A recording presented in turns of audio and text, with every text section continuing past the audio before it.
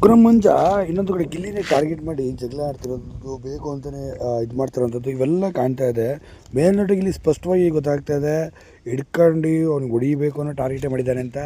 ಹೊರಗಡೆ ಗಿಲ್ಲಿಗಿರೋಂಥ ಕ್ರೇಜನ್ನು ನೋಡಿ ತಿಗಾ ಹುಡ್ಕೊಂತಿರೋದು ಮಂಜ ಮತ್ತು ರಜತ್ತು ನೀಟಾಗಿ ಕಾಣ್ತಾ ಇದೆ. ಅಲ್ಲಿ ಮೋಕ್ಷಿತ ಮತ್ತು ತ್ರಿವಿಕ್ರಮ್ ಅವರು ಸೈಲೆಂಟಾಗಿದ್ದಾರೆ ಬಿಟ್ಟರೆ ಈ ಚೈತ್ರಿಂದ ಒಂಥರ ಅಶ್ವಿನಿಗೆ ಟಾರ್ಗೆಟ್ ಮಾಡ್ಕೊಂಡು ಅತಿಯಾಗಿ ಆಡ್ತಾವಳೆ ಅವಳು. ಯಾಕೆಂದರೆ ಅವಳು ಬಿಗ್ ಬಾಸ್ನ ರಿವ್ಯೂ ಮಾಡ್ತಿದ್ದವಳು ಚೈತ್ರ ಕುಂದಾಪುರ.